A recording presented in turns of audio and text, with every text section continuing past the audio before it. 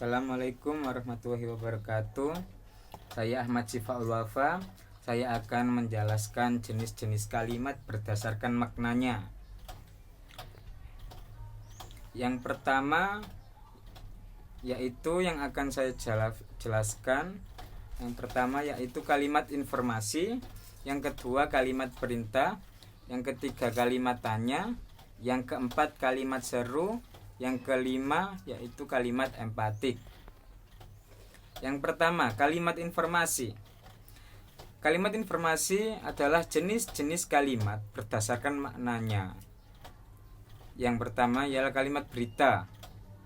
Kalimat informasi adalah kalimat dalam bahasa Indonesia yang mempunyai makna untuk menjelaskan sesuatu hal kepada pendengar maupun pembaca. Biasanya jenis kalimat ini sanggup disebut kalimat deklaratif.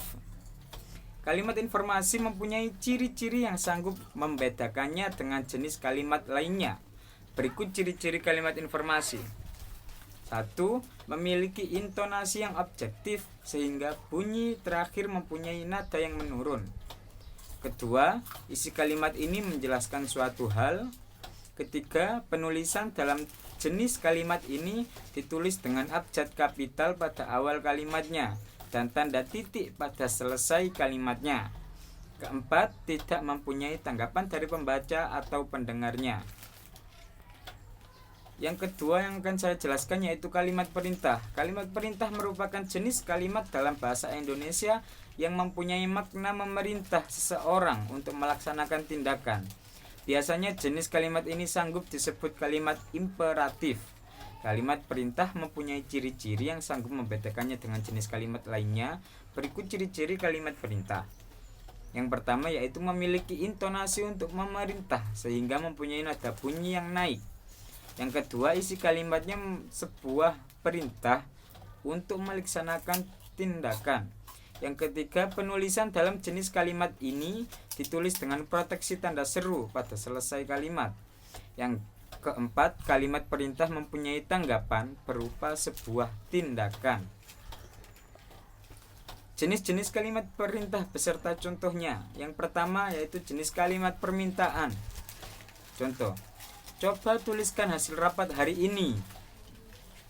Yang kedua, jenis kalimat ajakan. Yuk kita jalan sekarang. Yang ketiga, kalimat perintah.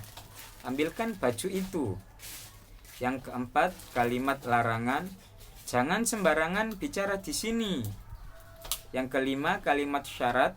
Dapatkan nilai bagus bila kau bisa. Yang keenam, kalimat ejekan. Kasihkan camilan manis ini kepadanya, niscaya ia mau memakannya. Yang ketiga yang akan saya jelaskan yaitu kalimat tanya. Kalimat tanya merupakan jenis kalimat dalam bahasa Indonesia yang mempunyai makna untuk bertanya kepada seseorang. Biasanya jenis kalimat ini sanggup disebut kalimat interrogatif.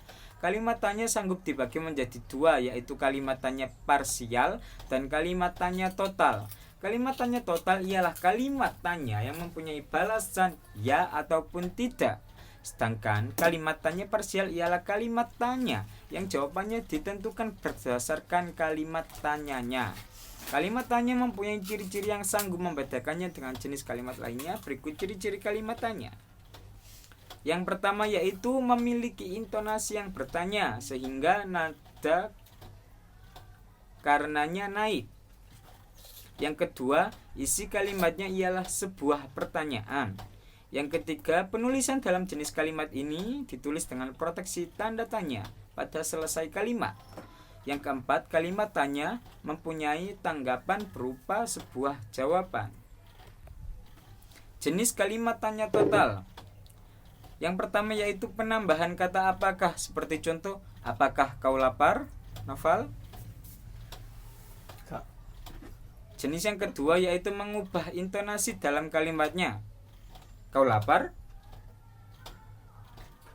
Yang ketiga yaitu jenis menambahkannya dengan partikel kah pada kalimatnya.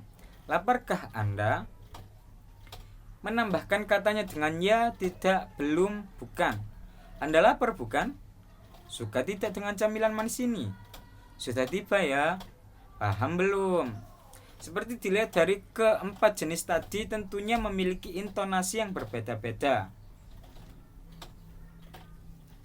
Yang keempat yang akan saya jelaskan yaitu kalimat seru. Jenis kalimat ini mempunyai arti, ialah sebuah kalimat yang mempunyai makna rasa kagum. Perasaan kagum tersebut berkaitan dengan kata sifat. Biasanya jenis kalimat ini disebut kalimat interjektif. Kalimat seru ini termasuk jenis-jenis kalimat dalam bahasa Indonesia yang sering digunakan. Contohnya, rajinnya anak tadi, manisnya anakmu. Kalimat seru sanggup dibentuk memakai beberapa cara, yaitu yang pertama dengan penambahan partikelnya pada predikat. Yang kedua yaitu dengan penambahan kata seru pada predikat. Yang ketiga dengan mengubah pola kalimat SP menjadi pola PS. Yang keempat yaitu kalimat emfatik. Jenis-jenis kalimat dalam bahasa Indonesia berdasarkan maknanya. Yang terakhir ialah kalimat emfatik. Kalimat emfatik merupakan sebuah kalimat yang maknanya wacana penegasan kepada subjek. Berikut teladan kalimat emfatik. Ina mengawali pembicaraan. Berikut teladan kalimat emfatik. Ina mengawali pembicaraan. Ina di sini menjadi subjek, mengawali predikat, pembicaraan objek. Diubah menjadi inalah yang mengawali pembicaraan, di mana inalah ini menjadi predikat yang mengawali pembicaraan menjadi subjek.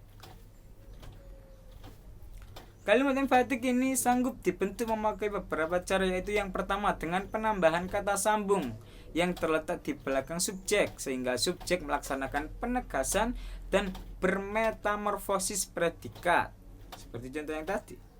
Yang kedua itu dengan penambahan partikel lah di belakang subjek. Sekian presentasi dari saya. Assalamualaikum warahmatullahi wabarakatuh.